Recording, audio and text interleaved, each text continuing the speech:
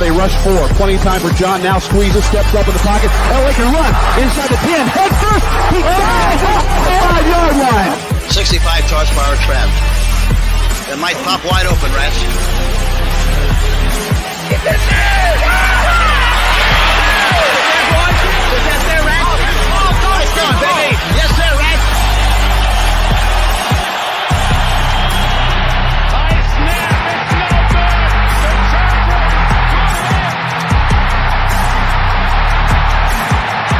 Here comes the rush. He sidesteps. Can he throw? He can. The ball flipped forward is loose. A wild scramble. 2 seconds on the clock. Casper grabbing the ball. It is ruled a fumble. Casper is recovered in the end zone. The Oakland Raiders have scored on the most seedy.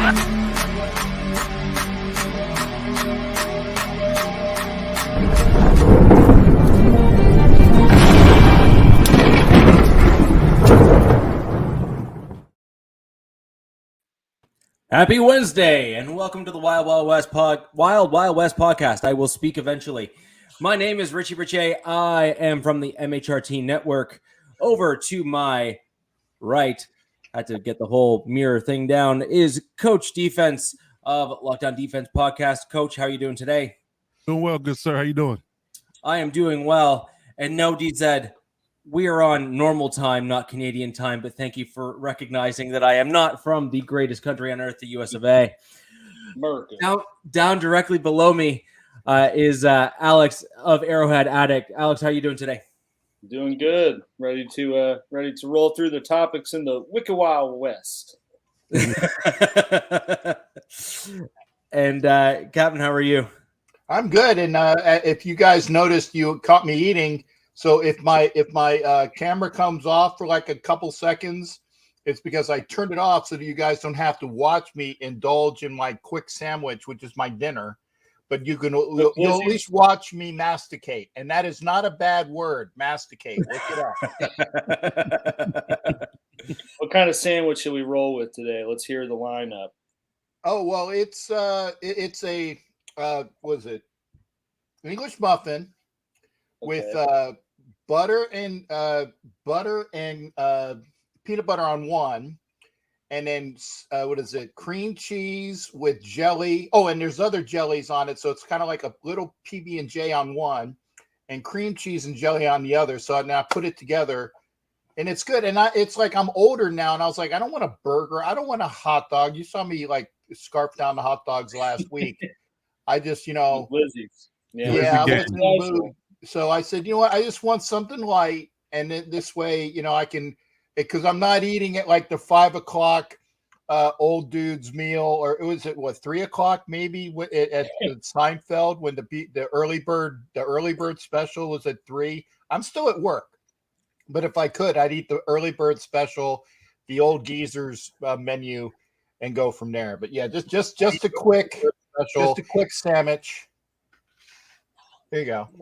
Very good. And before we get going on the podcast today with all of the topics we have lined up for you, super actually excited with some of these topics that we're going to get into. I wanted to just thank everyone who's joining us live today on the podcast. We have Robert Penna. Robert, how you doing? Thank you very much for joining us live on the pod. We have Avatar, as always. Avatar, thank you very much. It is fantastic. And of course, the comment on us starting just a little bit after 7:30. Thanks for pointing that out. No, not Canadian time.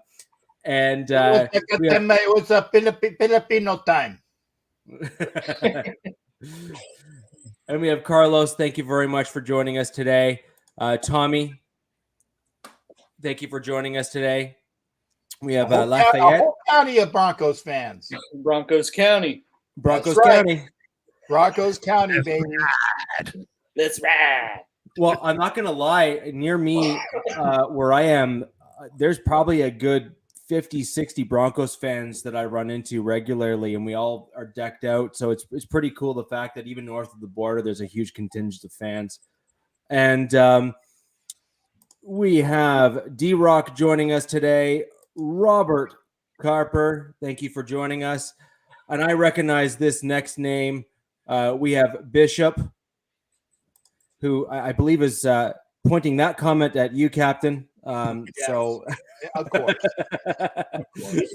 That's Cap's dude. Yeah. Hey, just for you, AJ, get a close up of this, okay?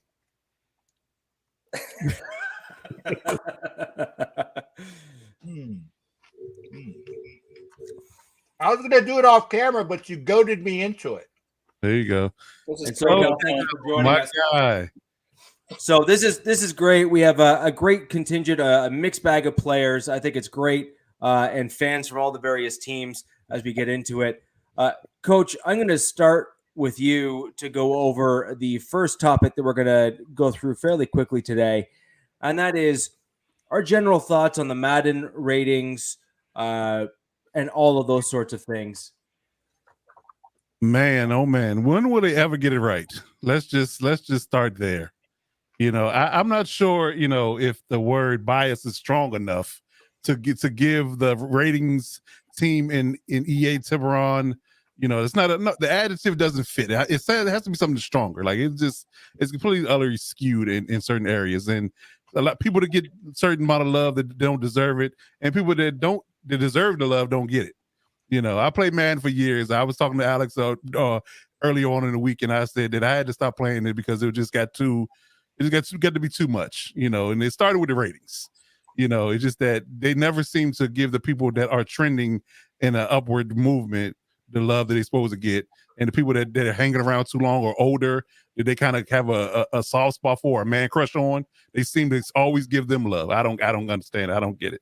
You know, speaking of the Chargers especially, like the disrespect is real.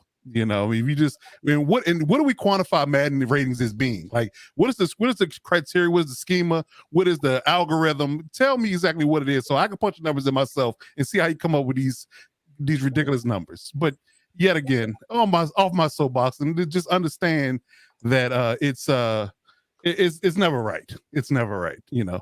And we was robbed. We was robbed. That's what you're saying. We was robbed. Yeah, and a lot of people were like, I mean, across the board. Like I can argue for everybody's team on here that they got a rating wrong or two, at least one or two.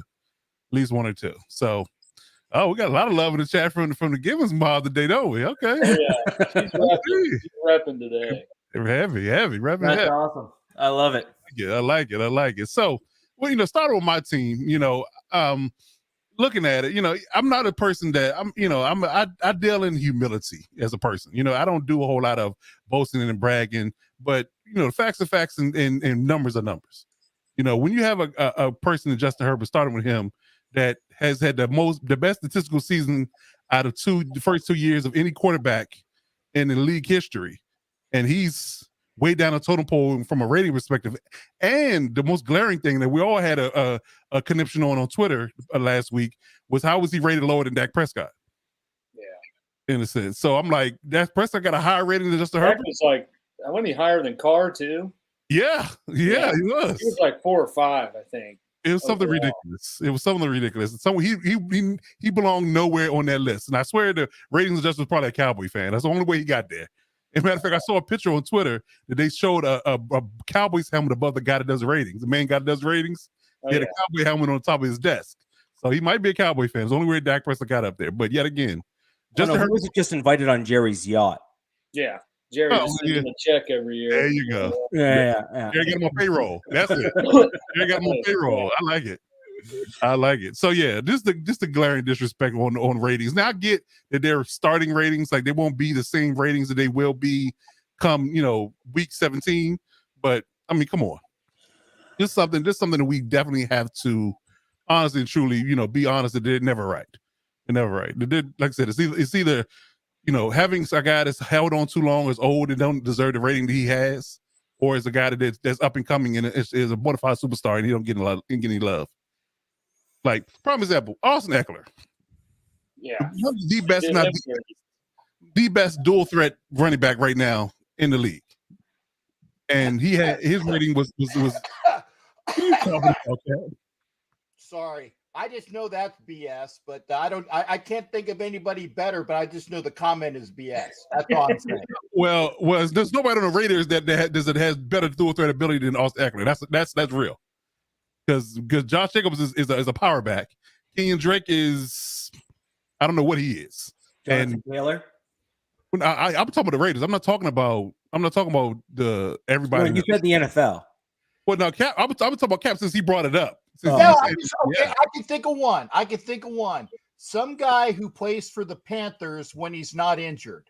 Christian McCaffrey. And that's in the last 2 years. Eckler's been hurt too, in fairness. Well, not as lengthy as he's never been hurt a whole season like McCaffrey is. No. I'll agree with that for sure. Yeah. So McCaffrey's a wasted fantasy pick. Thank you. And I'm sure a lot of people pissed off with that. The fact that they've drafted him the last couple of years, he's done diddly squat. So and DZ, baby, DZ. And he's the Chargers guy. Yeah. Exactly. That's DZ in your face, coach. In all fairness, I said one of the best, if not the best. I said one of the best. I didn't say he was number one, but he's up there. And you have guys that are one-dimensional backs that are above him. Is my point.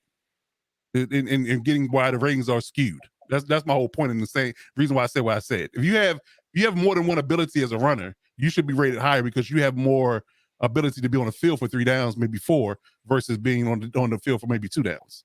You know, because let's be honest, like Javonte Williams is not going. He's a power runner. Like, you know, you're not looking for him or somebody JP Ryan to be catching, you know, angle route passes out of the backfield for 20 yards, juking the 3 safeties and making a house call. You're not expecting that. But Austin Eckler has done that on multiple occasions. Again, case in point, he's a dual threat back.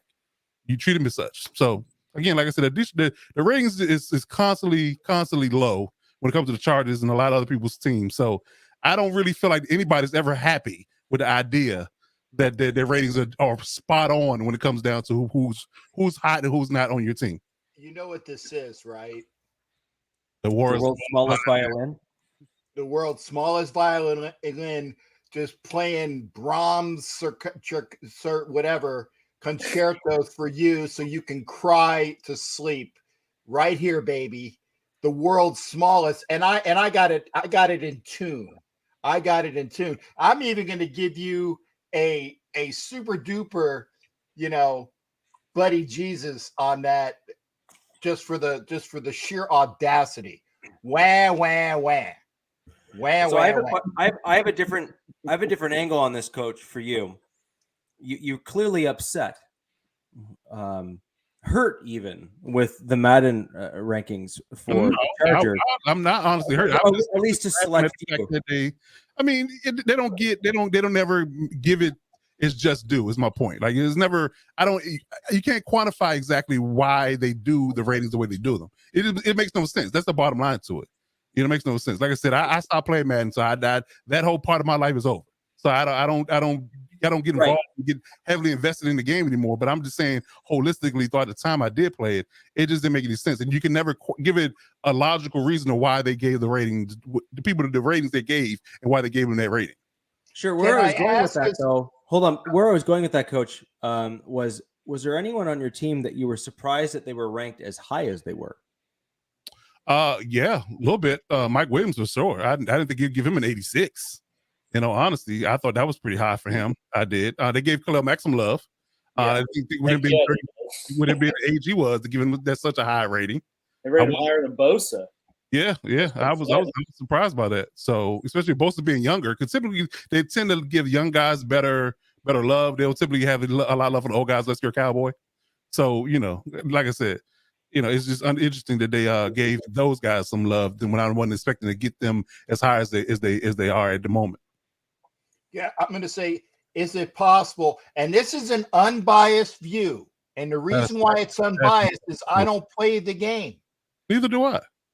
No, you just said you played the game. You actually know what these ratings are for and whatnot. That's because I Googled it. I haven't played Madden in 2 years. Okay, well, as somebody who does not play the game, is it possible that the reason why they do this is to inspire people and the players and the agents to have such a hubbub of discussion about it that it becomes a thing to get more people to make sure that they buy the game each year? And then they have these way out conversations like we're having right now to say, oh, well, Eckler should have been number 1. Or I'm surprised that this guy got the rating that he did. And that guy, Herbert, had a lesser rating than this guy. Then that, I mean, that's just unheard of. So I think it's that they do it deliberately just to make it a conversation topic so people will buy the game. So they make it clickbait, is what you're saying. People are going to buy Madden regardless. Though. That's true. Their market's already like solidified. Yeah, it's the only game in town, so that you have either want to play Madden or you just don't play football at all. And I'm in the latter group. Yeah, there you go. Yeah. So, Alex, as perhaps one of the only other Madden players out there, I don't know if you have played or do play. I play. If anybody wants to smoke. So where are you at in terms of where the Chiefs were, where they were ranked, where you felt they were undersold, and where you felt, again, just like I asked Coach, where you felt they were maybe oversold in certain areas? Yeah, there wasn't too many that I overly disagreed with, outside of being nitpicky. Mahomes, it was not a 99 like he was last year, but he's still a 95. I think he was ranked right behind Brady, but they're going to give Brady all the love in the world until he's not in the league. Kelsey was the highest rated tight end. I'd agree with that one. I would, 98. And yeah, really looking at it, there wasn't like anything I overly disagreed with. I just, they did the receiver. They did a lot of their weapons pretty dirty, but at the same time, they're kind of unproven weapons, so to speak, in this offense and with the Chiefs. So I think Juju was the highest rated receiver at an 80 overall, but that's kind of to be expected when you lose Tyreek and you have so many new people who, don't put up Tyreek Hill numbers. So you won't expect them to be in the 90s. I thought that, they gave Creed Humphrey pretty good love on from where he was at last year, because, he was a 3rd round pick, but I believe he started Madden as like a 67 overall or something ludicrous. And, they got him at 86 now. So, he is at least getting a little more notoriety, I guess, with how they assess linemen. But, I feel like sometimes with some of these things, it's kind of not necessarily objective in terms of tangibles, but more of if someone gets like a rookie of the year or makes an all-pro team, like, they're going to give them a pretty fat bump, regardless if how they assess other players. But really, I mean, as a whole, I didn't think that really a whole lot of people got snubbed. They actually rated quite a good chunk of their rookies pretty high for where they normally would give rookies. I think McDuffie was, I think he was like a 75 overall, which, I mean, is pretty good for someone who's yet to take a snap in an NFL game. I thought the one person I thought that got snubbed was Nick Bolton. They made him a 79 overall. I think he's, in the 80, mid to upper 80s with just how he played last year. But, these aren't set in stone, and all this is going to change here after week 1, because that's like Madden's biggest sell is they're constantly updating it. You see tweets of them sending, ratings analysts to games who are like on the sideline with a vest on. So, this is all going to change here. And some of what we say is probably going to be moot by next week. So, yep. But overall, I thought they rated the Chiefs pretty fair in terms of, I guess, how the media is going about talking about the Chiefs this season. I thought there would be a lot more snubs than what was there. I'm surprised Orlando Brown got an 80. That's a little low for me. I think that's kind of where he was at last year. And it's, unless they're Trent Williams or, someone who's like constantly got pancake highlights, they're not going to, they're not going to give him in the 90s. So I agree with it. Huh? Orlando Brown does really well in certain areas, and he does have, he's not as good in others. Like, so even though he's super good in the, people mover category, he still has some weaknesses in his pass pro sets. Now, Yeah. I'll say put it this way: I wouldn't complain if he was on my team, but but he's definitely more of a mauler than a dancer. Yeah, he's certainly more of that aggressor, that guy that's gonna shove people out the way, sort of thing, or he's just so big that he gets in their way. Not necessarily that he has the polished technique that some of the other guys have to have at that left tackle spot. You think of the even the recent greats at the left tackle position in the NFL, and they really had some rather unique and special and polished technique at the left tackle spot. Yeah. So Captain, I'm going to throw it over to you, and I'll kind of take the Broncos, having had the lowest overall rating. I don't know if you have a sheet in front of you, but I do. I actually did my homework assignment, and I can even. I actually got it on. I took snips and I put it onto PowerPoint, and I made a PDF file. It's pretty. It's pretty as hell. I feel like none of this happened. I do too. Most detail for me. Oh, you know what? Cram it up your patoot. I'm just saying. No. I want to see you cram it up your patoot. You obnoxious. I have that too. Kid. That's the site. That's the same site I used. I thought I actually thought they did an excellent job at breaking down the total team and sorting them. Hey, just because I don't know crap about it doesn't mean that I didn't do the homework assignment. Okay. Fantastic. So I am horrified that you would think of such things from me, you bastard. I'm just saying that. I would expect that from Coach. Okay. Oh, you were thinking from me, but not Alex. Oh, that's hilarious. Anyway, I do have the whole sheet up, but since I had the little slim, I don't have to 2 sheets. Or do you want me to show you, Alex? No. Okay. We're good. I did the homework assignment, and because I know that 90s are good.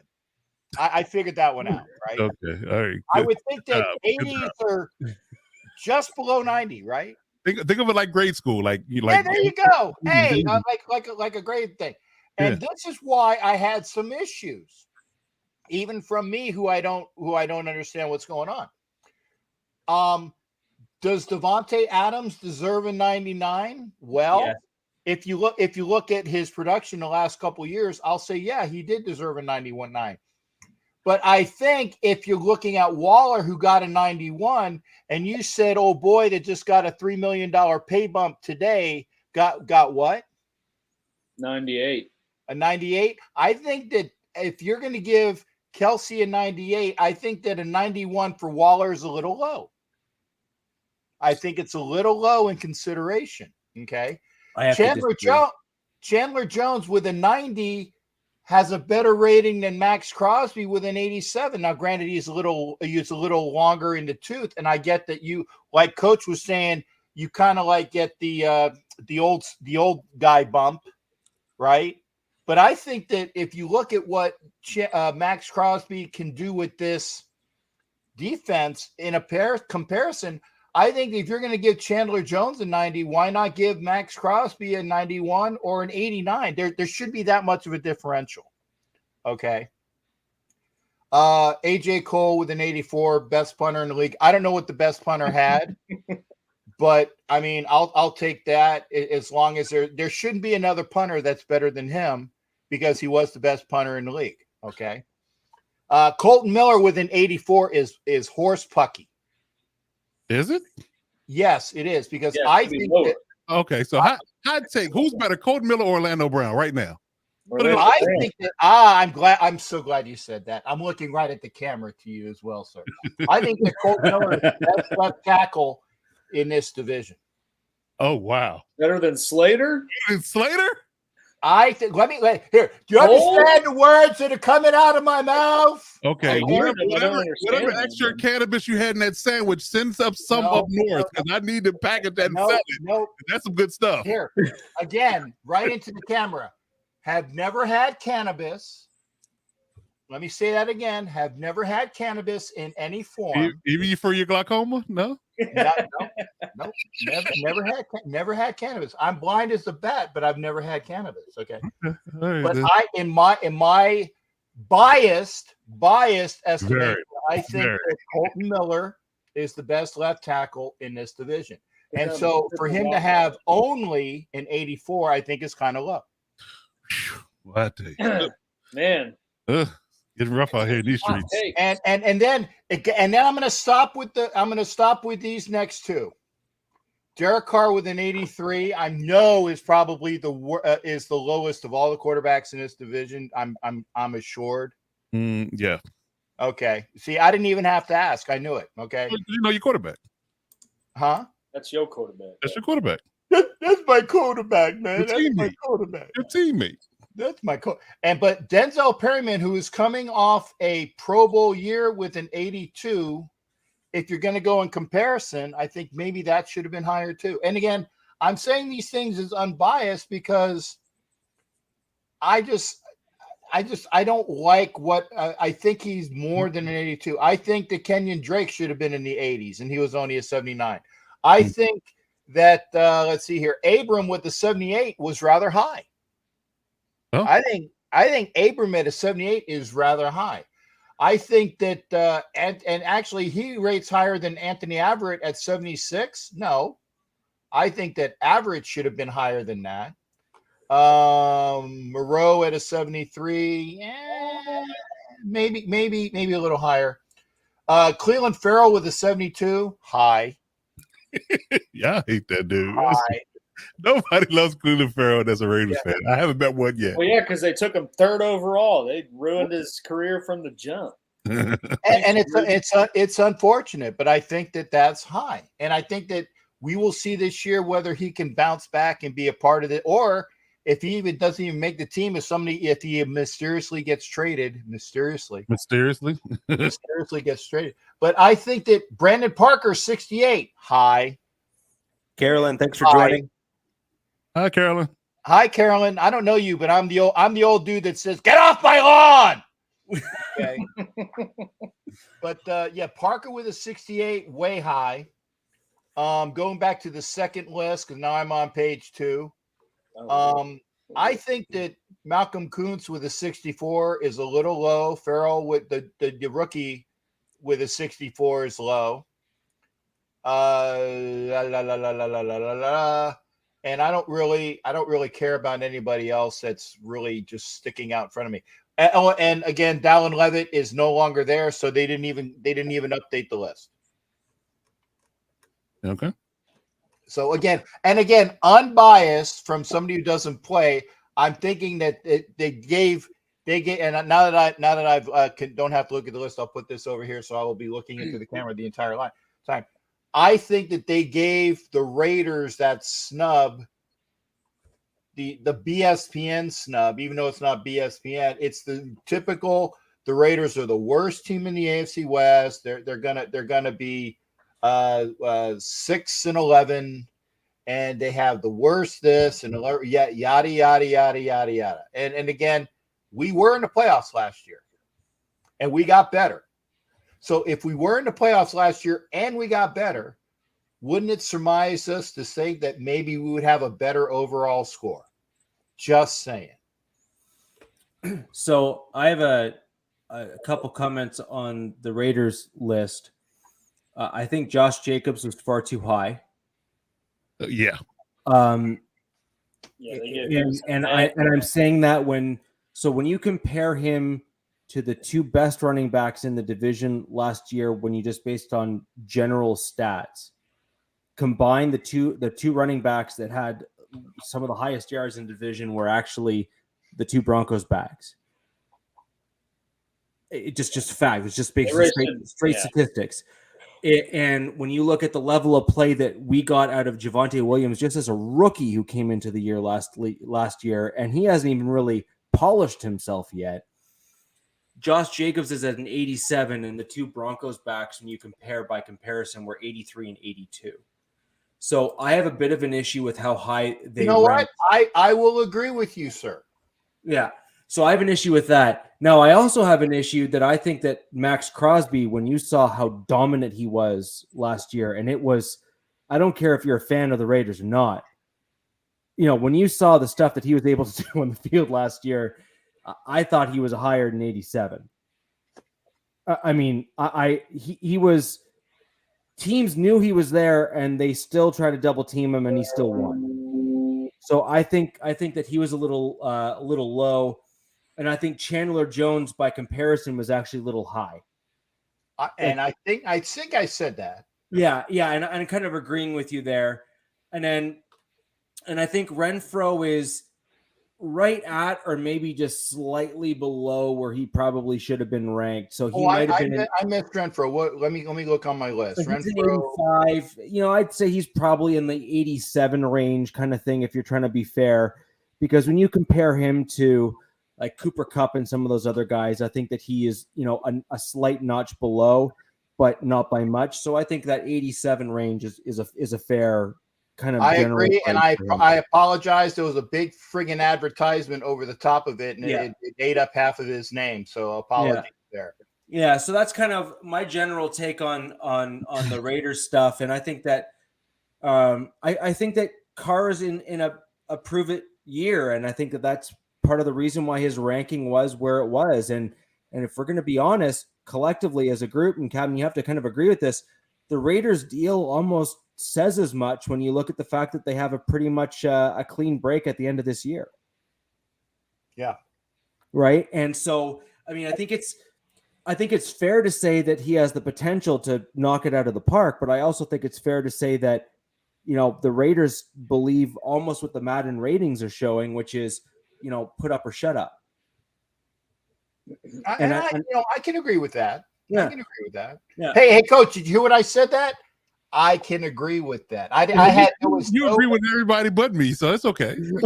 But you also said you're not being biased, and then said Colton Miller is the best left tackle in the division. So hello. He also tried to tell me a couple weeks ago that Derek Carr's better than Justin Herbert. Yeah. I think he have any questions about our quarterback in LA. Y'all do. I think that Derek Carr is better than Justin Herbert. You're the only one in America. I actually think that Justin Herbert has to prove that he can be the reason. Okay, you say so.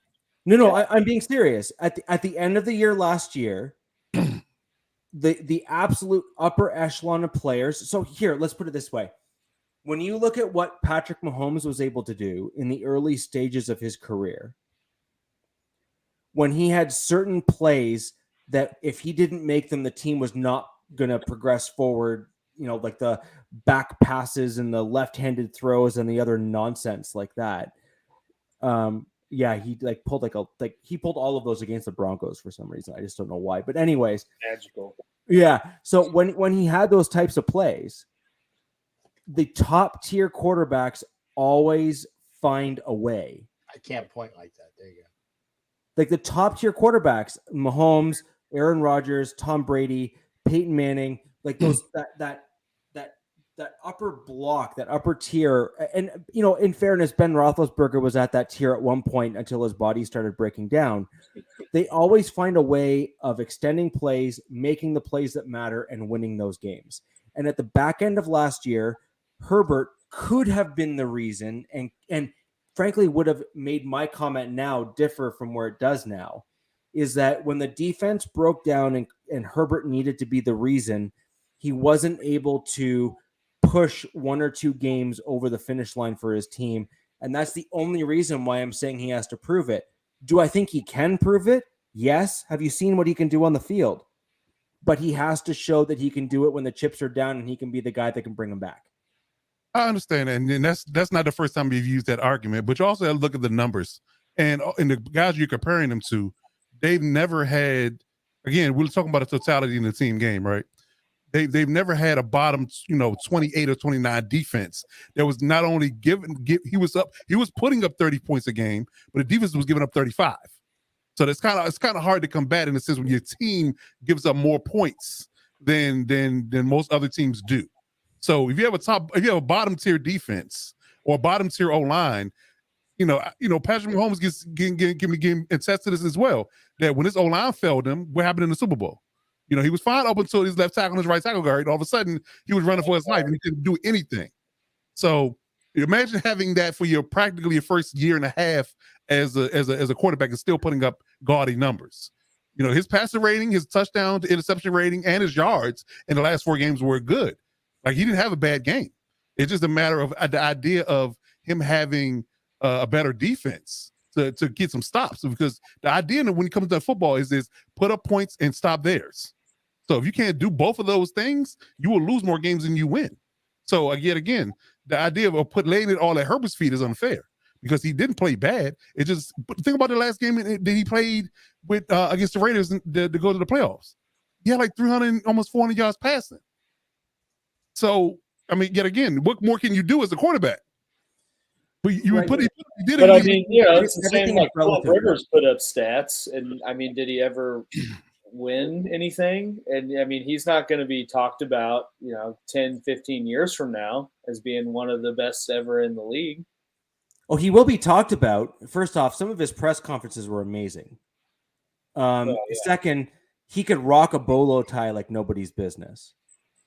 And on top of that, he could. It was great. Like that's what you do. You rock a tie. No. He can rock a bolo tie. Okay. And he had like 9 kids, or And has. he basically repopulated the U.S. Well, yeah, the fact that he never cussed, no matter what the circumstance, was most impressive for me. He never cursed, like ever. It was comical. You watch his mic'd up stuff, that's comical. Yeah. Yeah. Basically, between Mundungus and Philip Rivers, they have now officially repopulated the United States of America single-handedly between the two of them. Wow. So with I mean, but again, the point being is that Herbert. So here, let's put it this way: Herbert threw a whole bunch of yards, but they never ended up scoring at the back end of those plays. Otherwise, they would have won those games. Just like what was Sharif said. So in 2020, they blew a 16-point lead. So what that tells me is that the offense through Herbert couldn't score in the back portion of the games, which is a lot of the critique that guys like Rodgers were sometimes getting, where he couldn't bring them back from deficits, or even Lamar Jackson, actually, if you're going to be honest, is getting critique for not being able to recover from coming from behind and coming and winning. And I think that those are all very, very valid points. And frankly, the best, and I mean that upper cream of the crop, upper tier, which is what we're effectively talking about potentially trying to put Herbert into here, is you need to be able to make those comeback wins to not only keep your team in the game, but then put your team over the top. Do I think he has the skill sets to do it? The dude's got a cannon. He's comfortable in the pocket, and he can do all the right things. I think the Chargers have done a fair amount of this offseason, and I think that this is the season where you're going to see if he can do it or can't.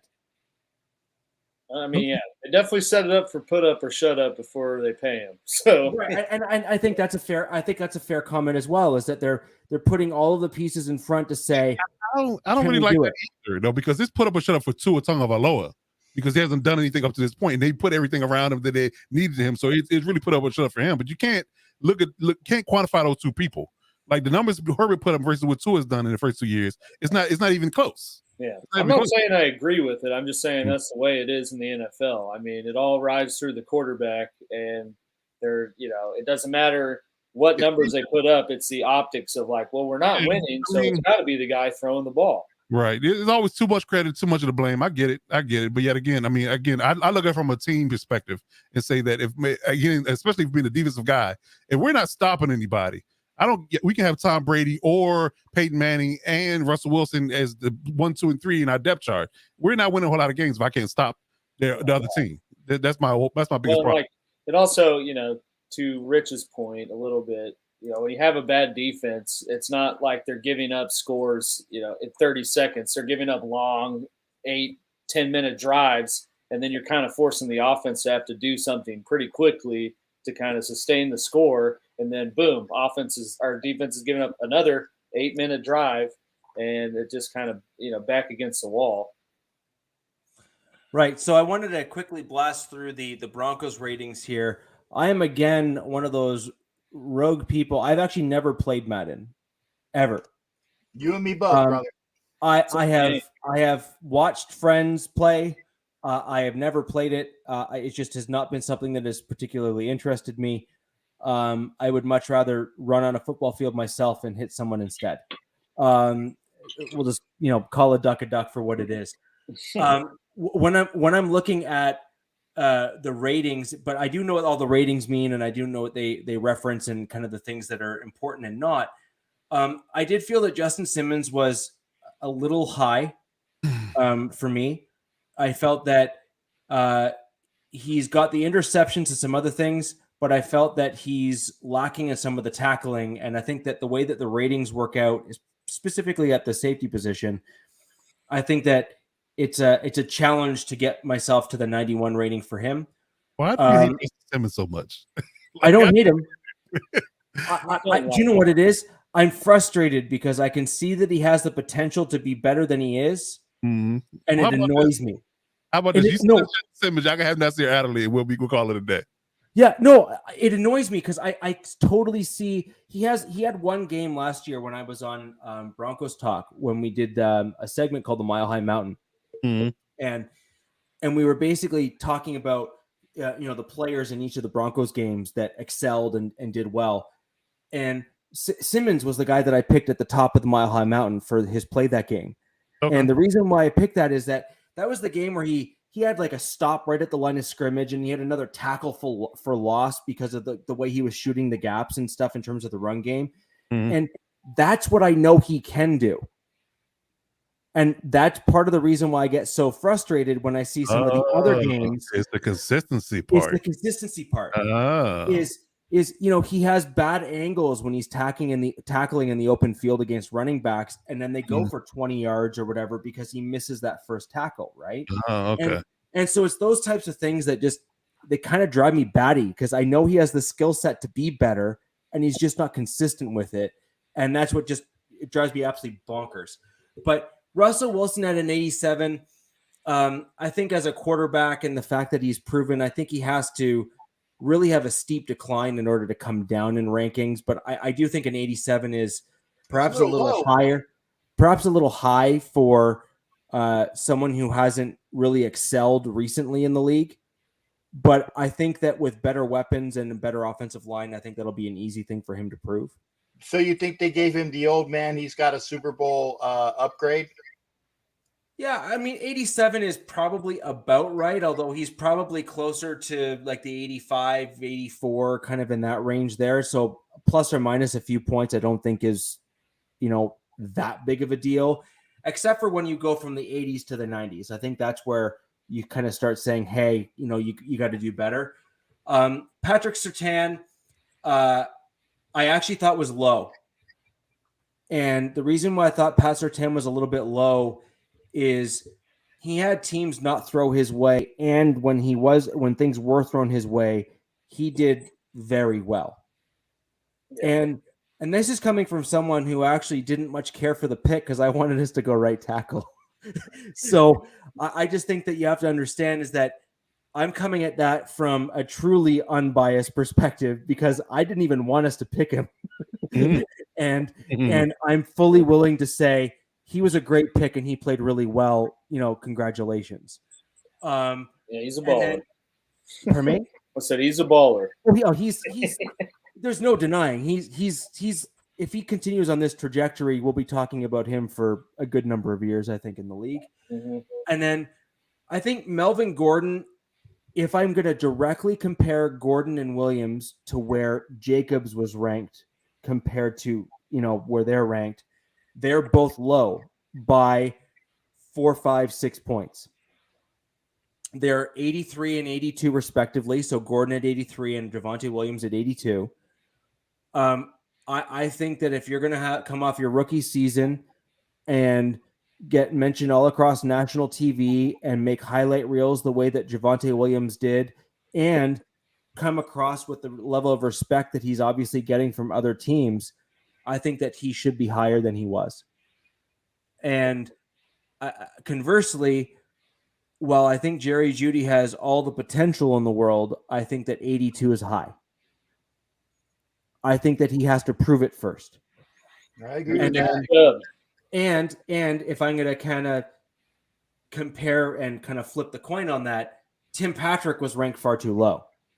Whatever it is, he's probably 10 points lower than minimum 10 points lower than what they have him at. Because again, Patrick, in my estimation, is the best receiver on that team. He is so good, and he gets so little credit. and so quarterback, yeah, that's the problem. We're gonna see this year. Well, and that's the thing is that between Patrick and where did they rank? Cortland Sutton, you have 6'3" and 6'4". So Patrick 6'4", Sutton is 6'3". They're both in and around the 220 mark in terms of, or 210, 220 mark in terms of their weight. And both of them can run similar speed, similar routes. Sutton has a little faster get up in terms of right off the line. But then once Patrick gets just past the line, he just starts going like a cheetah. And he can really turn on the jets and start going once he has the ball in his hand. And with a guy that's that tall who virtually never drops the ball, which I think is also not spoken about enough, he can be very, very dangerous.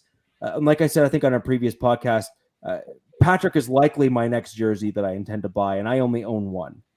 Yeah, so that's kind of the level of respect that I have for someone like Tim Patrick. What do you got now? I bought a Wilson jersey just because I felt it was important to have. I thought you were gonna be like rocking an Elway or something, couldn't close. Yeah, well, I had to have the number 3. I didn't see what the other thing it allows me to do is to not show the back and claim it's also Drew Lock if he actually does well in Seattle. But there we go. What'd you think of Bradley Chubb's rating? Yeah, and I haven't gotten where he is. Bradley Chubb's down at 78, which I think is fair given injury, but I think if you're going to be honest, when you see his production when he is healthy, that's obviously low. Mm-hmm. But I both have seen and I agree that his challenge has been to stay on the field and healthy. So I think it's a bit of a prove it thing, very similar to what I've said about other players. I'm a little bit more critical of the Broncos than I think that most Broncos fans, and that's fine, which is part of the reason why I don't normally get booed off the stage, so to speak, when I speak with other teams. But that's where I'm at with regards to the Broncos. I think there's going to be a few guys that you're going to see really creep up the list this year. What'd you think of your boy Saubert's rating? You ruined it, Alex. I was going to wait till he was done. That's what I was doing too. I thought I had to interject it in there. Oh, you cheated too. We had a side bet to see whether you're going to mention him in the ratings segment. I can't complain if the previous coaching staff were not willing to use him properly. I can't. Like how is unless Madden's going to look at preseason and see how well Saubert did in the preseason in 2021. Because he killed it in preseason in 2021, and then it was hilarious. So the Broncos saw him kill it in preseason, and then Shermer was like, "I know the guy that looked really good in preseason. Let's just not use him at all." Yeah, because that makes total sense. Yeah, and that's quite literally exactly what Pat Shermer did, and so I did see Saubert's rating. I proceeded to swiftly forget that it existed. And I'm very much waiting to see redemption from someone like him who has the dual threat skill sets, which is really well suited for an outside zone scheme because they often get thrown the quick dump passes. For those of you who might remember, do you guys remember Joel Dreesen from the Broncos? Yeah. So from the Peyton Manning era, mm-hmm. Saubert and Dreesen to me they kind of remind me of each other in terms of the way they play. They're both gritty and they can both catch a lot better than a lot of people give them credit for. Okay, what about Alberto? LBO. 88 speed is a tight end. Yeah, well, that's all that matters. Man, Pretty much. he'd be Yes. a 59 overall. He's got 90 speed. So Yeah. again, Oh, my bad. at 74, I think he's probably lower than he should have been given how he produced last year. Yeah. Again. You guys say that I don't say good things about the other teams. Yeah, I actually think that when you saw his production last year, 74 is far too low for Albert Okunebuam. I just call him Alberto. Full pronunciation. I know, right? Okwabinum. This is off topic. You guys ever? I feel again at 6'5" and 258 at the speed that he's able to run and the route that he's able to run, and some of the production that you saw from him last year, he is ranked low. And then the one that I'm the most pissed off about in terms of the low ranking, particularly because he's only 1 point above the offensive center, who I thought was the worst center in almost all of football last year, is Quinn Miners. Quinn Miners is right now put at a 73 rating. And that just annoys me because when you saw some of the runs that he had last year that he just blew people out the water, that's not right. That's not right. That's not right. I can't remember which comedian. That'll move up though. I mean, because he wasn't like the full-fledged starter last year, right? I mean, he was like in. It doesn't matter when you have a guy who's breaking out and is showing that he really belongs as a starter on a lineup. Typically speaking, you see them getting a little bit more credit than that. Yeah. Especially when you have the offensive center who was pretty lambasted by most critics out there for his play last year. In Lloyd Cushenberry, when you're only 1 point above that level of play at the guard position, when Quinn Miners was a rookie, late-ish round draft pick, and came in and did what he did. Sure, volume might be an important thing, but when you show those splash plays, that shows that you can do it at the NFL level. Yeah, because it's the splash plays that set you apart from one person versus another. And really, that's what should allow you to play more on the field, in my opinion. And frankly, that's what most teams are looking for. Most teams are looking for those guys that can step up when it matters most and get them down the field and get those touchdowns. So most teams would kill for someone who's able to set themselves apart like that and show that they belong. And that's what in my opinion, I think what Quinn Miners did last year. And Avatar, I'm just going to pull up this twice is the answer to that question. Not once, but twice. Did Miners and Williams win the Angry Runner Award from NFL Network collectively together? And so I think that's, again, something important to note. So that was pretty cool. So, guys, we're going to move on away from Madden, thankfully. And start going on. I had to ask though, have you guys ever seen that letter the Cardinals player wrote to John Madden? I think it was like in 2007. No, I didn't. Yeah, you guys need to Google this. Everyone does, and you will thank me for reading it. But it is some high quality content on the ratings, on a player's opinion about his own rating. So okay, so I'm going to get my GTS ready. So it's Cardinals player Madden ratings. Oh yeah, it's a good letter. It'd be Madden's ratings letter, I would imagine. He was like the long snapper, and he did not have a good rating. So you gotta read the detail this guy went into. Well, if you're the best long snapper in the league, then you better be in the 90s, right? Ethan Albright's the guy's name. Oh, okay. Yep.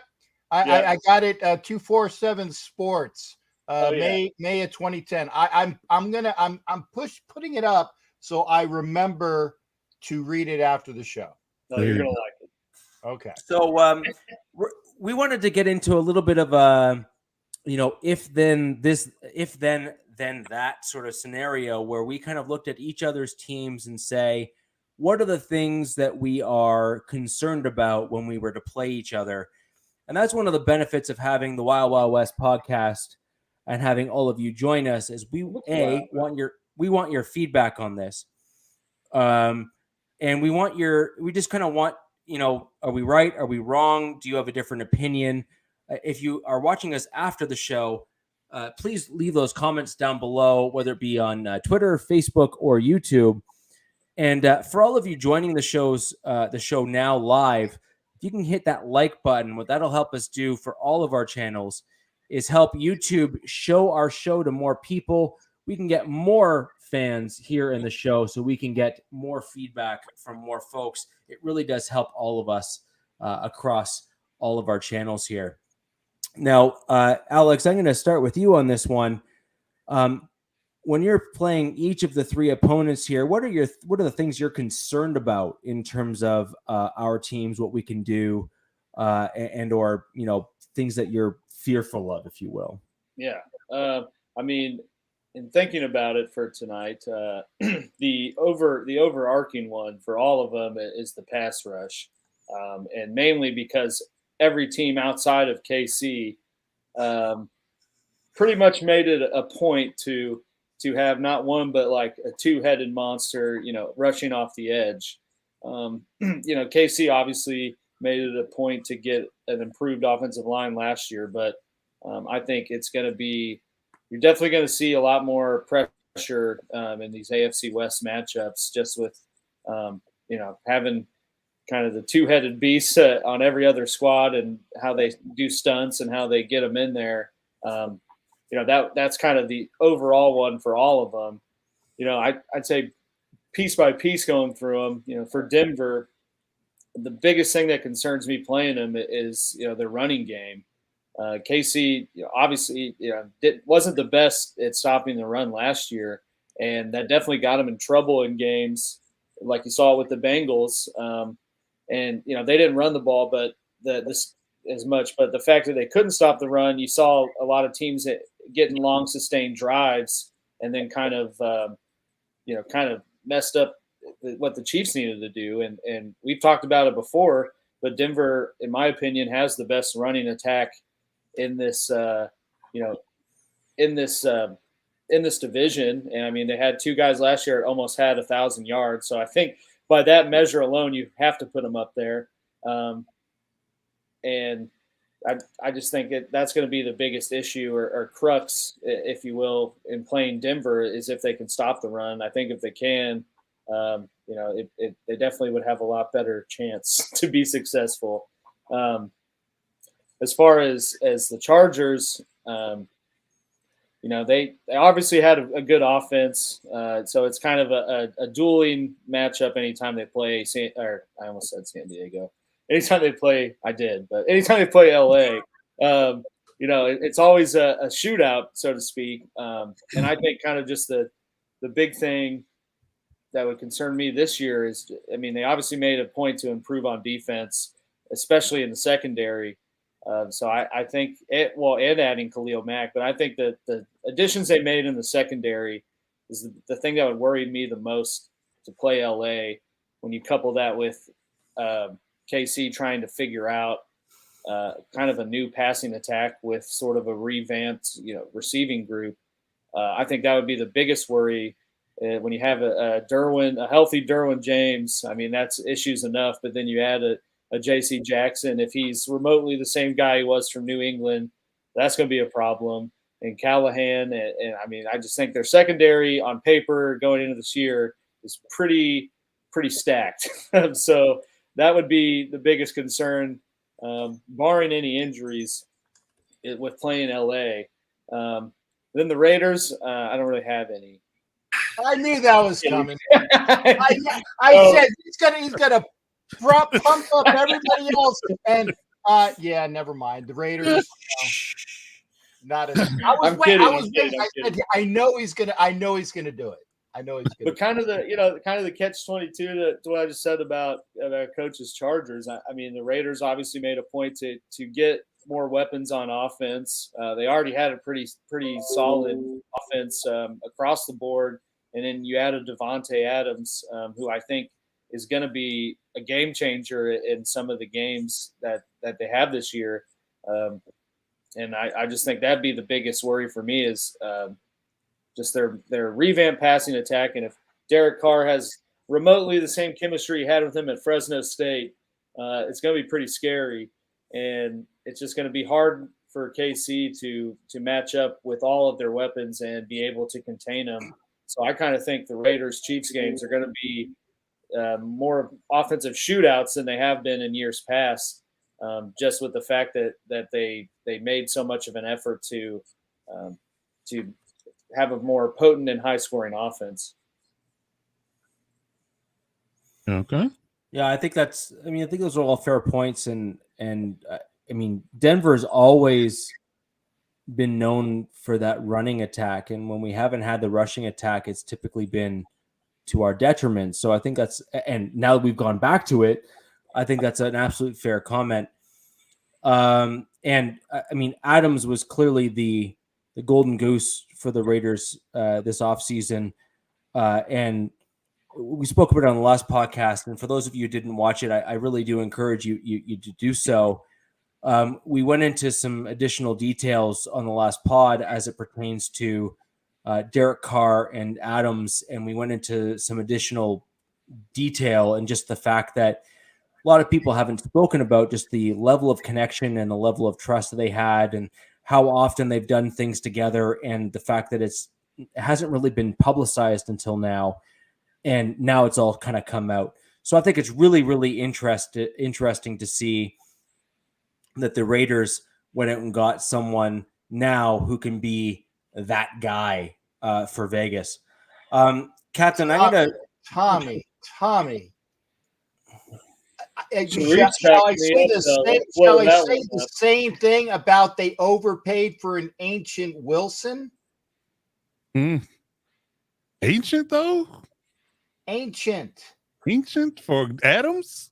And that's what I'm saying. He's calling Devontae Adams ancient, and he it's like, hey, pot meet kettle, kettle meet pot. Okay. I didn't push the comment. I just was, What about the comment right below that? That kind of just backs my point. And just give that a quick little read from my. Oh no, that's true, and I'll put it up. There we And go. and Sharif is the number one person that loves the Raiders and has said that there is no excuses this year for the quarterback behind center. None. all right. Well, So yeah. you and Sharif. Well, that's fair. You Yeah, and Sharif. they got his That's college fair. buddy. They did That's everything fair. for him. I mean, how many times have you seen Adams bail out Rodgers when he's in Green Bay? I mean, what? I think I've lost count. Like Made I've a literally, career it's got to be one of those like rolling tallies that just kind of like rolls the numbers, right? So I think that's an absolutely fair comment to make, is that when you have a guy who's got that level of football intelligence, as Devontae Adams does, and who has claimed and shown that in the offseason that he's worked together to build that chemistry with the quarterback, which is a rare thing to have at the NFL level, given they've been away from each other for like 5-6 years from college. I agree. I can't say I disagree with that comment at all. Carr has no excuses at this point with a true number one NFL wide receiver that not only does kind of NFL fans, do they look at him as like maybe the best wide receiver in all of football, but the national media also agrees. In fact, it's very rare that you ever end up with the synergy between fans and the national media all collectively agreeing on the number one wide receiver in the NFL. And you're hard pressed to find very many people that don't generally come to the consensus that Adams right now, as of today, is it. Well, I disagree about the Derek Carr thing, because I think his O-line is an issue.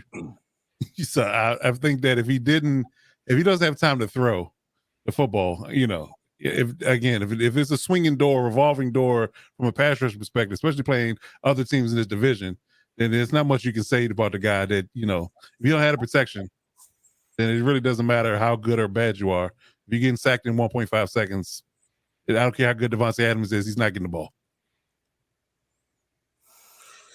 And I agree with that. I think we're about to see who made who with Adams. I think that's also a fair comment to make because Adams has only ever played with Aaron Rodgers. Now, having watched Carr and seeing what he can do, let me flip the coin on that one. Renfro doesn't throw the ball to himself. He probably could, but most most guys would typically look at Renfro as either number 2 or number 3 in terms of slot receivers in the league behind Cooper Kupp. And so Carr was throwing Renfro the ball, and Renfro was seen as kind of where he is at in the league based on skill sets and all that sort of thing. So I think that a lot of AFC West fans are not giving Carr the credit based on the fact that he's A, a Raider, and B, the fact that the Raiders haven't really pumped a lot of money into high value wide receivers in the past. And now Carr has a high value wide receiver and not only a high value wide receiver, but someone that he has chemistry with, which should just scare the you-know-what out of you as an opponent. And I really don't think that the collective AFC West is giving the credit where credit's due. Guys, I just wanted to give a shout out here quickly. Bolt Bros, thank you for joining the podcast, guys. Bolt Bros. I've been frequenting their podcast for a good year and change now. They have some great content, and Coach, those are your people. Exactly. Those are your people right there. Okay, so how many? Okay, so I know that there's Robert Carper in here and DZ and one other. So Bolt Bro, how many people are in Bolt Bros? 3 of them. Okay, so that's 6, and Coach makes it. So yeah. How many fans we have? Just move on. You're almost up to 10. Yeah. You're 70% of 10, man. There you go.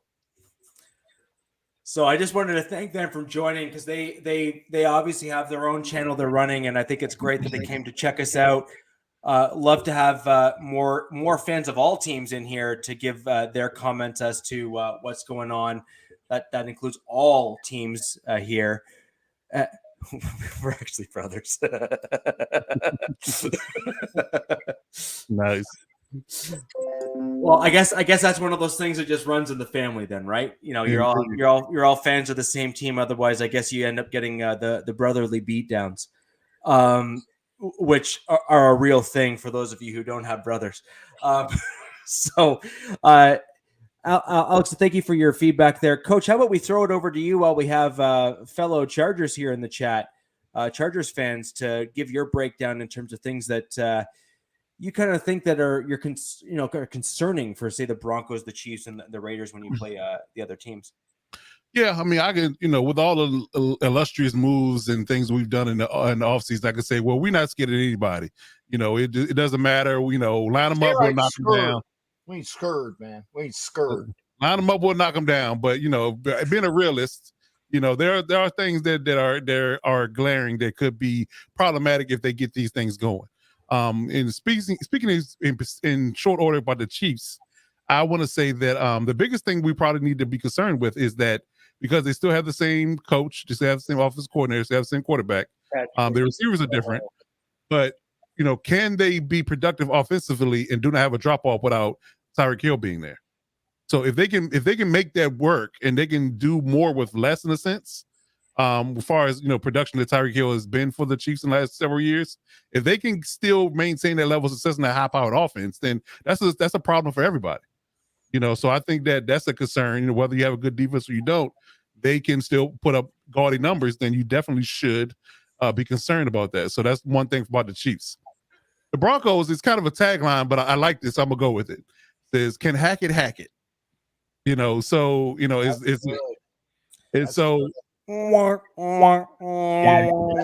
That's a dad joke, man. Well, I am a dad, so it is what it is. Yeah.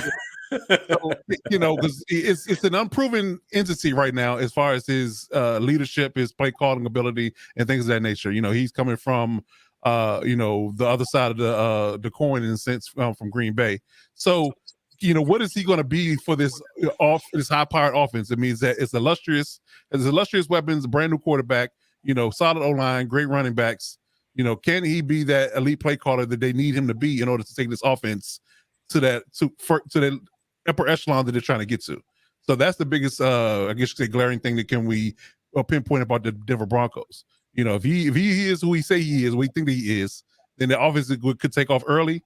Then it could be problematic for the whole division, obviously, especially the Chargers. So, and the Raiders, their biggest thing, and I kind of alluded to it earlier, is that can this offense be productive despite the O-line? I think there are question marks outside of left tackle. You probably have question marks on every position except for left tackle. So, can they be productive, or can people on O-line ascend to allow Derek Carr to have time enough and can stay upright and on his spot in the pocket and allow for him to deliver the ball down the field?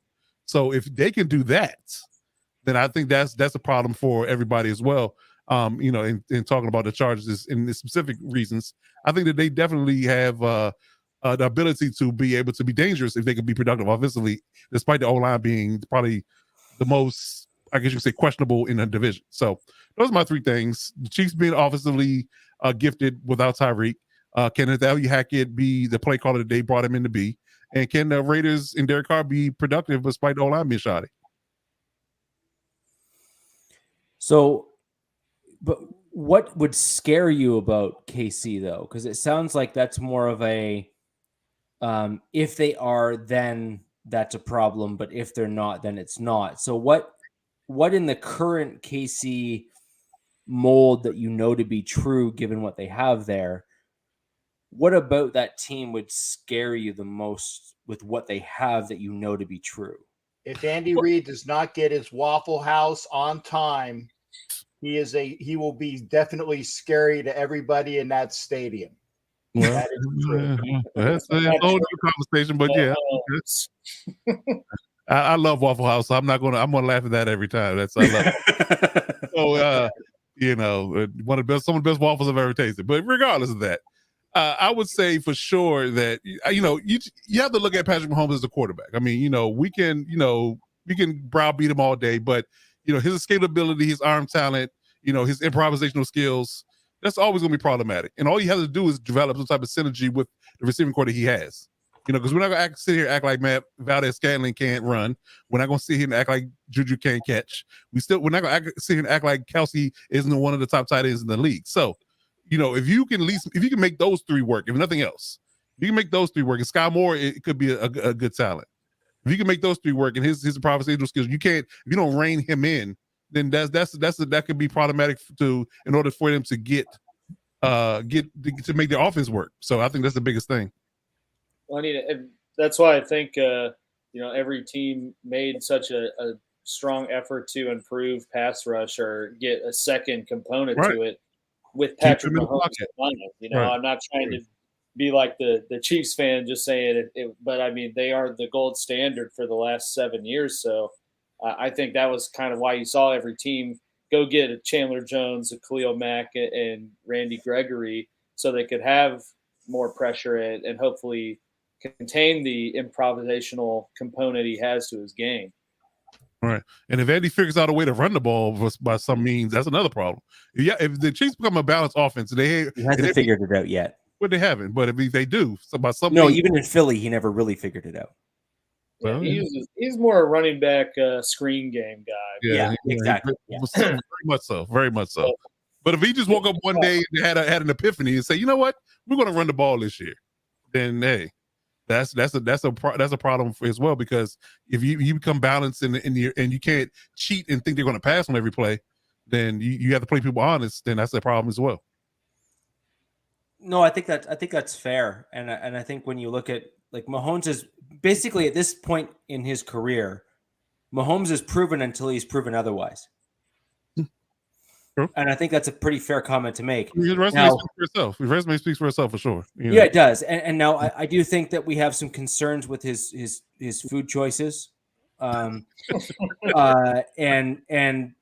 some other things. steak and ketchup is just wrong on all levels, and he literally needs to be worked out of that.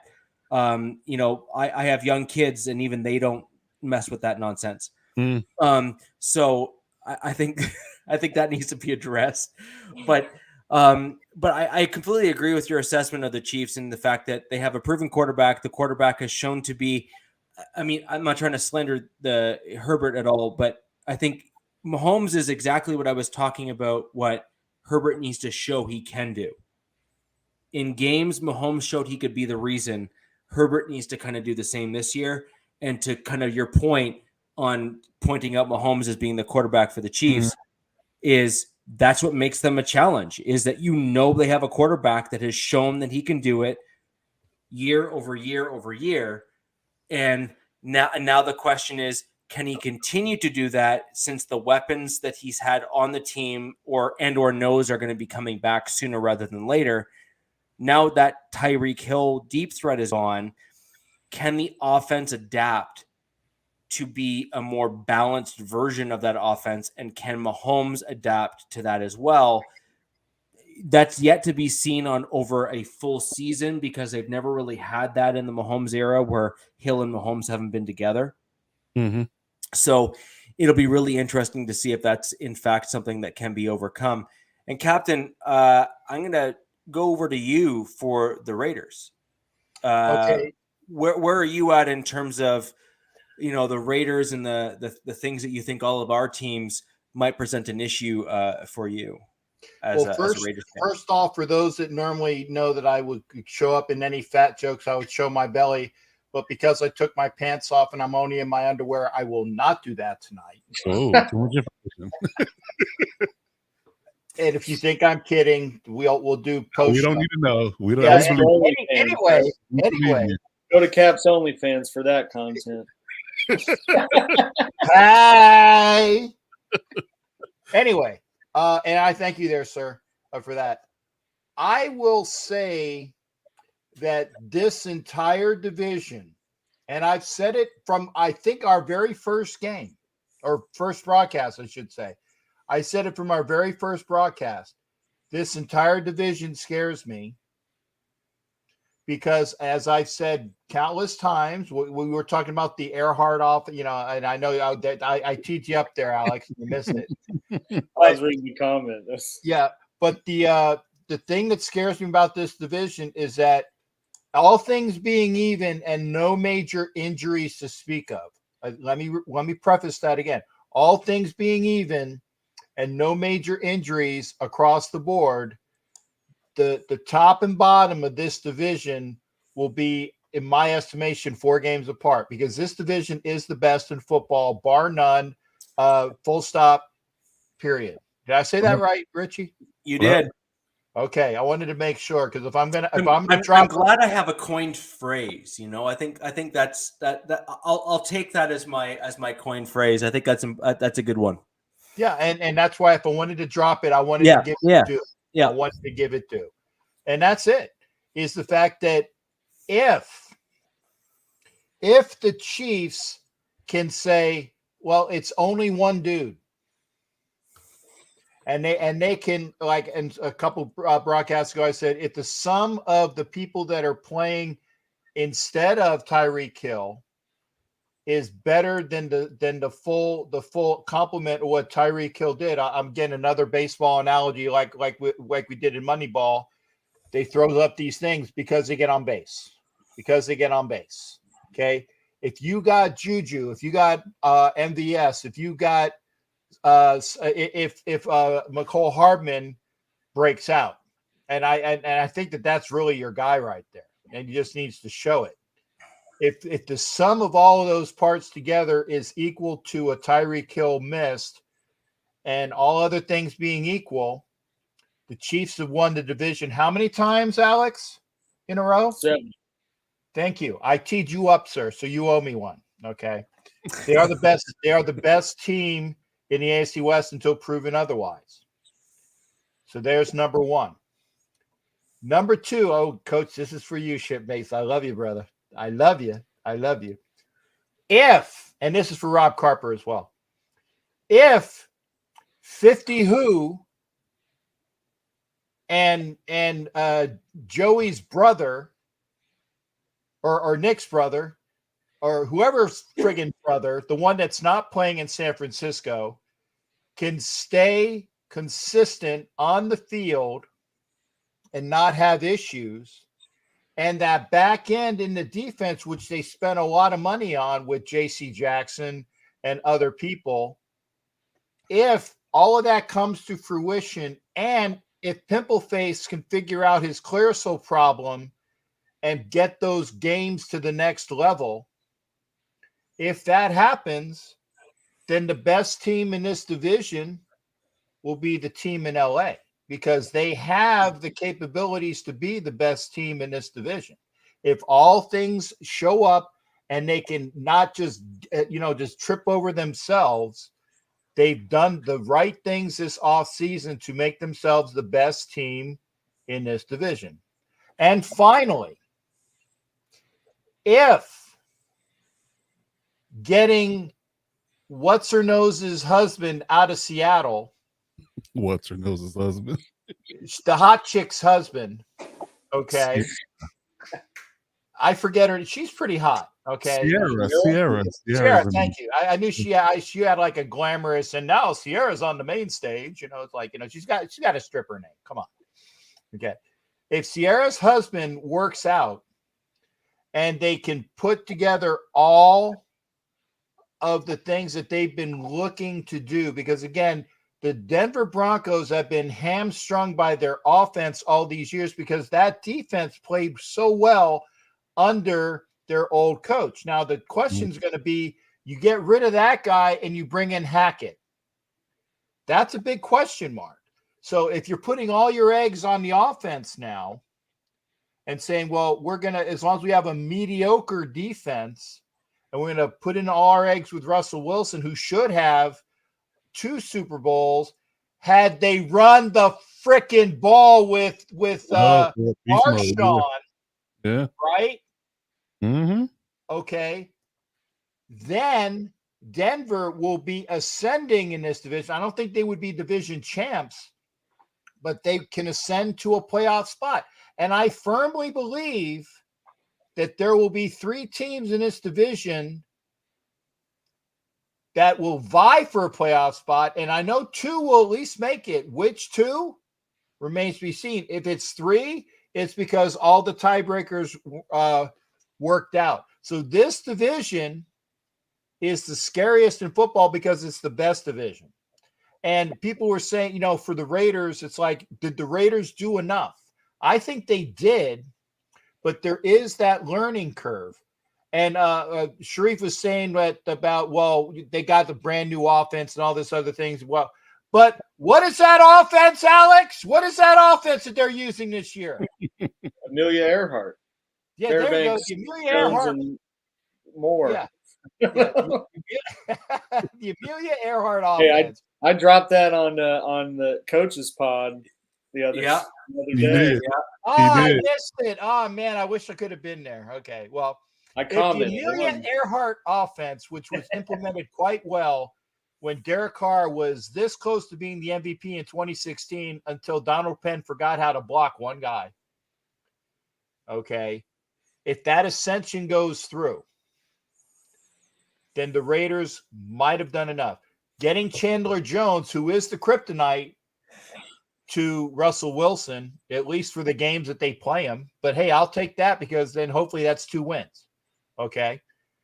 But if Graham, who can make this defense better, multiple defenses, multiple offenses. And one thing I like about McDaniels' offense is that he's coming into an offensive system better. When Gruden came in here and he was 8-8, 8-8, then 10-4, 12-4. He has a jump on Gruden in his first year. And I think that camaraderie and the way that they gel, it might not happen right away. And it doesn't matter what the Raiders' record is in the preseason because they need to see how the parts gel. If the Raiders are 0-4 in the preseason, I think they might beat the Jags maybe in the Hall of Fame game. So maybe they're 1-3. But it doesn't matter. If the Raiders can gel together, then they will be the best team in this division. And everything else throws out the window. But all of you guys scare me if the things were implemented correctly to take the division. And I humbly thank you for this amount of time here, sir. Thank you. So I want to quickly just address one comment in the chat here. The short answer is no to this comment. No. Just no. That Super Bowl was Look. I am as big of a Broncos fan as there is. The Broncos were woefully unprepared for the defense that was on the other side of the ball. Yeah. And that was coming from a defensive coach who really should have known better, because that's like his side of the ball. So, the head coach should have been able to say, hey, we should do this on the offensive side to fix it. There's a reason why the Broncos moved on from John Fox after that Super Bowl loss, and moved on to we moved on to the coach that ran an outside zone style blocking scheme, which was better suited to helping an aging quarterback who was starting to lose feeling in his throwing arm due to his neck injury. And at the end of the day, what it comes down to is you need to have a game plan, and you need to have a team and a scheme that matches well against the team that you're going up against. And at the end of the day, we did not match well against that team. And Peyton Manning certainly had the skill set in 2013 to win that game, but the offensive game plan and the defensive game plan was certainly not on point. So while I would have loved to have seen that Super Bowl win, it was just not in the cards because the team itself as a whole was just not prepared enough. So I wanted to address that comment in the chats. And again, I'm the Broncos fan making that comment out of all four of us. And I think that's something that's key and important to note. We were not the better team on that field that day because we were not as well prepared, and we could have done better. But all that being said, I actually very much agree with what kind of Captain said in terms of a lot of his assessment of the Raiders. I think the Raiders have a lot of potential, as do all the other teams in the division. There was, in fact, a comment that was made, Captain. I believe you were the one that made it. The fact that you believe that 3 teams from this division can make it to the playoffs. Yes. And I'm not necessarily. I actually kind of agree that there's a legitimate potential that could. In fact, I think that there's a legitimate that could happen. Mm-hmm. So I have 2 questions for those in the chat. Comments down below on YouTube and other platforms, and also live in the chat with us now. One, is it mathematically possible to have 4 teams, as in the entire division, make it to the playoffs? That's question 1. And question 2, when was the last time 3 teams from the AFC West made it to the playoffs? Trivia. I think the last time was when the Raiders played the Seahawks in the AFC Championship game for the Super Bowl, and Denver was the 3rd playoff team that year, and that was a long time ago. I think it was more recent than that. Okay, well, I'm remembering in the, roughly speaking, it was in and around the Manning era.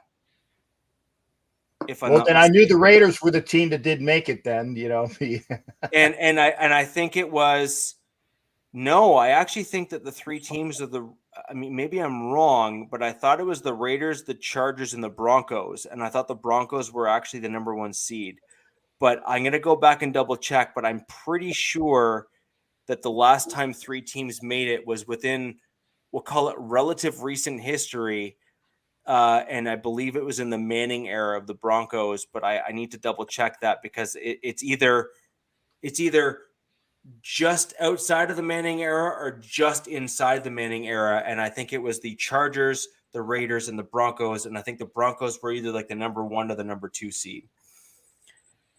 And so it's mathematically possible that you can have 3 teams to the division, but I'm actually asking this as an open-ended question because I actually don't know the answer to this one, and that is I don't know if 4 teams from the same division can actually make it in. Well, the fact that they've expanded it, I think they could. Well, see, that's the thing is that I actually have to do the math on it all to see if it's even mathematically possible and to see kind of where that would land, because I think it's a really interesting set of circumstances to kind of. There's only 2 wild card spots, though, right? Pardon me? No, there's 3. 3. Oh, yeah. That's right. There's 3. I guess, it would be if everyone else was absolutely. But that's the thing. dominant. Everybody else in the division has to be horrible. Like, you have to have 4 good teams in one division. Everybody else has to be horrible, and under 500 teams being division winners. Exactly. Yeah, that was the catch, because in the season that I remember that happening, you had to have like 2 or 3 division winners with under 500 records. Yeah. Mm-hmm. And it's just like having that happen at the NFL level is just so rare. Not in this AFC, new. Just so rare. The North, the Bills division, no, it's not. That's not happening. Now, I have I wouldn't even say the Colts or the Titans would be under 500. So no,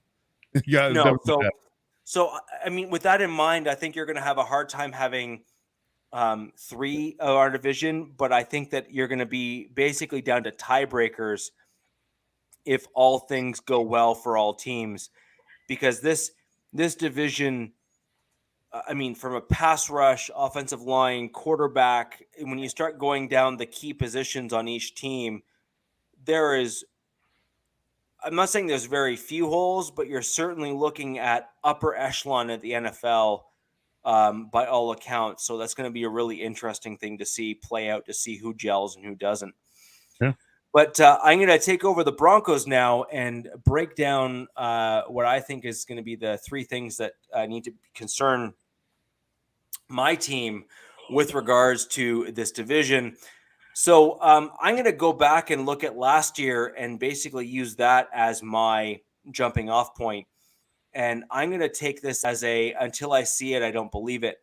And that's going to be kind of where I'm going to be taking these from. So I'm going to look at the Raiders, and I'm going to say that until I see the Denver Broncos defensive line prove themselves against an interior pass rush, that's going to be my number one concern with the Las Vegas Raiders.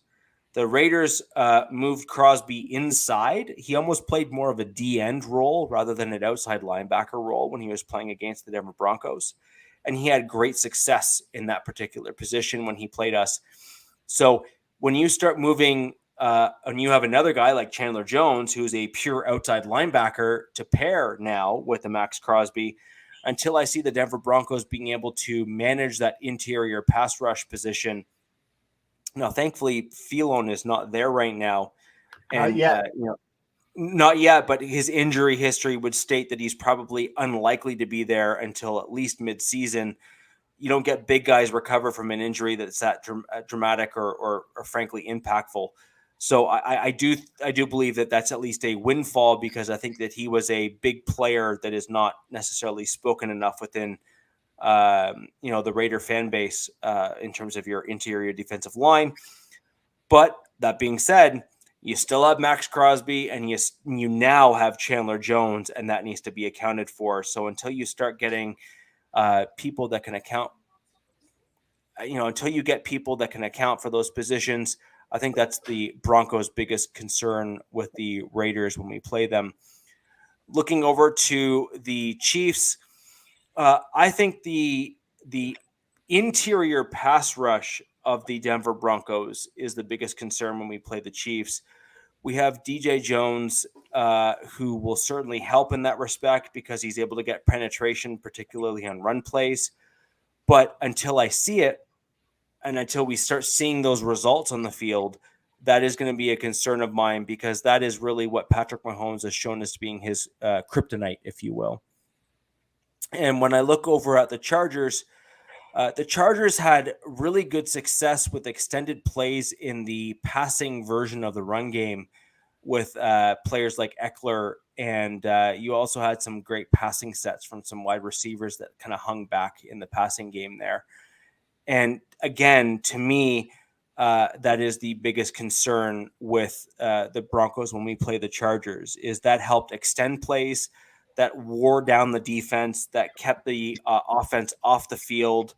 And it kind of became a bit of a perfect storm when we played the Chargers last year. And overall, just generally speaking, I can't remember which one of you said it, but I think it's a great point, is Vic Fangio has forgotten more about how to run a defense than most people have learned how to run a defense. Yeah, I think that was captain. So I actually think that we need to be very, very cautious about that as Denver Broncos fans, because Fangio is a gold standard when it comes to a defensive coordinator. And I think we're all forgetting that. And Fangio wanted to take a break this year because he was very worn down after last season when he was in Denver, and he all but said so in a kind of private/public presser. So I actually think we need to be very, very careful about how hyped we get about the success of the gaps that were filled on the defensive side of the ball. And for those Broncos fans who forget, we lost something like 6 or 7 inside linebackers over the season last year, and still had a upper echelon defense in the NFL that was feared and respected in the NFL. When you lose a defensive coordinator who is proven like a Vic Fangio, who is in the role of the head coach, that's something that you can't necessarily just kind of forget and say, oh, don't worry about it, we'll be just fine. That is like I said, when you have that much knowledge of a defense and that much respect throughout the NFL, you just can't replace that. So you need to adjust, because you won't replace. Okay. What are your thoughts on on kind of my general takes on the Broncos? Oh, were you talking? No, I wasn't. I'm sorry. I dozed off a little bit. Wow. I lost it after a boot. Well, I'm glad to see you give somebody else some heat besides me, Cap. That's refreshing to hear. Hey, I usually get on you too. I figured I'd take care of Richie once. I'm Canadian. I'm just used to that. Okay. He's the nice guy here. Oh, is he? Okay. All right. Yeah, I mean, the Broncos, and all, I think we all have, I guess you can say, things that kind of stick out. I will say that, I mean, again, I try to be careful about what I say about the teams in the division, because everybody automatically jumps to the idea, or you're a Chargers fan, you're a hater, kind of thing. But I mean, I try to speak in a logical, in a rational tone as much as I possibly can. And, speaking of a person that knows a great deal about football, when you lose a prominent defensive coordinator or defensive-minded head coach and you pivot to offense, you always have to wonder whether or not that particular side of the ball, talent or no talent, is going to take a hit. So I think that's a concerning factor for the Broncos holistically. Can that defense still be prominent or be dominant or be, I guess you could even say, be mediocre in a sense? Because if you have a high-powered offense and a mediocre defense, you can still win a lot of games. Ask Kansas City. So, I think that, if you can honestly, truly at least be middle of the pack, if you can be top 15 in any category as a defense and have a high-powered offense, you can win a lot of games in this league, the way the league runs now. So if you're not at a bottom-tier defense because of your change in mindset, then you'll be okay. But if you do have an issue, start to have issues on defense, then it's going to be a tough road. Alex, what about you? No, I mean, I do think I generally would agree that if the Broncos can, when they play KC, have a more, I guess, dominating presence in the interior of the line, that would kind of, totally revamp sort of the approach that KC would have to take, and honestly would probably mess with the flow of the passing game, like you kind of pointed to. Obviously I'm not overly big on Bradley Chubb. I mean, I think he's got to prove it this year, and I'm not really sold on Gregory being the top tier type of edge rusher that he was somewhat paid for. But they are both competent edge players, and I think that missing piece, especially in playing KC, would be the interior. So I would tend to agree that that would kind of sort of be a kryptonite for KC if Denver was able to sort of have a across the board sense of pressure up front. But I mean, that's kind of I guess you could say that for really any team. I mean, if you have constant pressure from every area, it'd be pretty hard to do a lot of the stuff you'd want to do on the offensive side. Right. And when you look at the Broncos, the last time we had something like that was in 2015. Yeah. I mean, in 2015, it is widely thought of and looked at as on par with the top 3 defenses of all time. Mm-hmm. And that's through multiple people that have come forward and made comments like that. Like you don't end up with a defense like the 2015 Denver Broncos. No. But one that includes a prime Von Miller is regardless of who else is there, is pretty good. Right.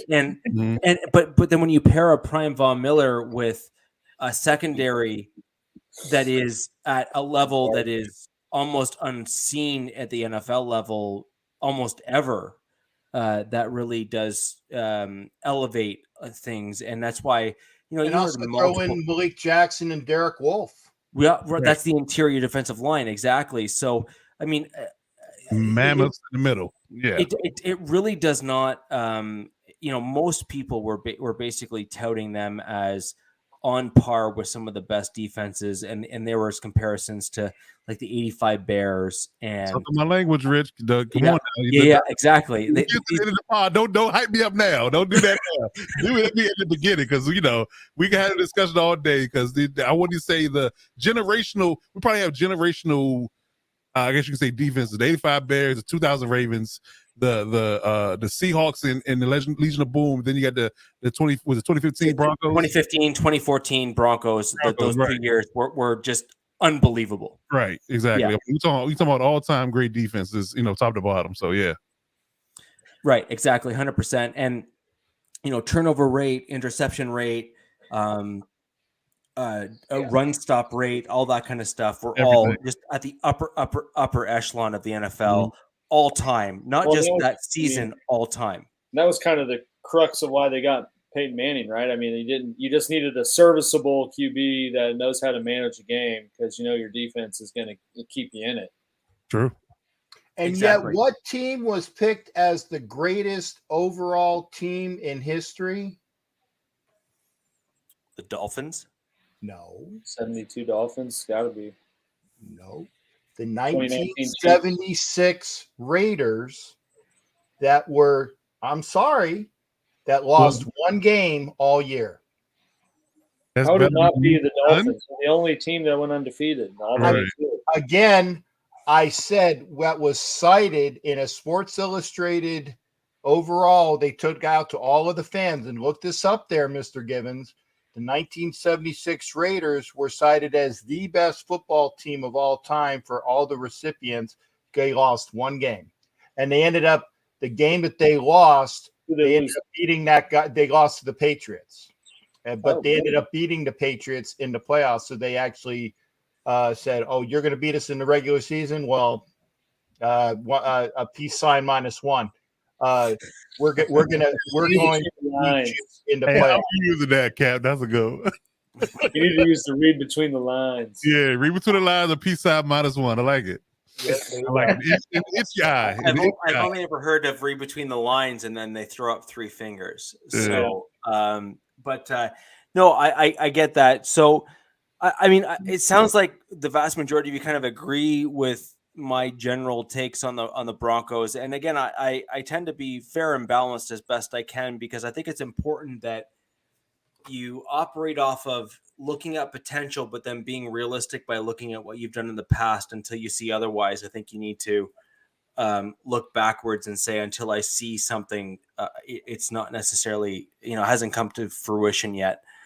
So with that in mind, guys, I think this has been a great show. We've really gone through a bunch of really interesting topics. We've broken down a few players. We've broken down a few other interesting things. And for those of you who are, in fact, joining us via Twitter on a regular basis, the sad thing is that Twitter has actually prevented us from seeing your comments. So we do want to publicize that so that you know that we're not just ignoring you just because we want to. It's that we can't see your comments. So if you are in fact joining us via Twitter, we do ask that you join us via YouTube for all of our podcasts so we can make sure we see what you have to say to us and we can incorporate you in the show on a regular basis. So with that in mind, guys, thank you very much for joining the Wild Wild West podcast on this Wednesday. Captain, do you have something to jump in with? Yeah. I'm very sorry. If you want to see a very entertaining interview, last night I had a 5-hour, no crap, a 5-hour interview with Stuart Schweigert, who is the most open and just gave a whole bunch of intimate knowledge of what goes on. But as a football player, it is wonderful. You might not want to stick around for 5 hours, but the Snyder Cut interview. I'm sorry, what? Oh, nothing.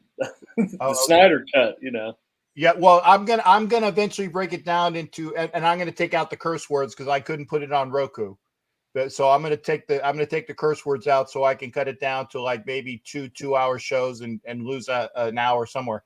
But Stuart Schweigert, and for all football fans as well, and coach for you as well, a former Charger that played in the Super Bowl. Those are two words that normally don't go together, Chargers and Super Bowl. Yeah. But a former Charger safety and Cardinal safety and Jet safety, Lonnie Young, who is also a scout for the Ravens under the Hall of Famer Ozzie Newsome. He will be my guest tomorrow night on the show. So lots of great football knowledge there. So please come on over. The captain loves other fans from other teams showing up, and I like to try to give widespread good football stuff. So I even cater to Chiefs fans and Broncos fans and even coach speak fans. So there you go. Well, with that in mind, guys, I'd like to thank you very much for joining the Wild Wild West podcast. We each have our own YouTube channels. They are located with links in the description of the video that you are watching right now. If you go ahead and click on those and subscribe to those channels, we would very much appreciate it.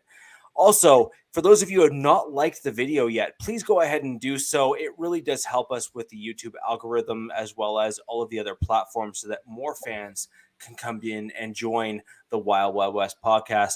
And guys, until next Wednesday, where the West Side is the best side, we will see you next week. Yeah!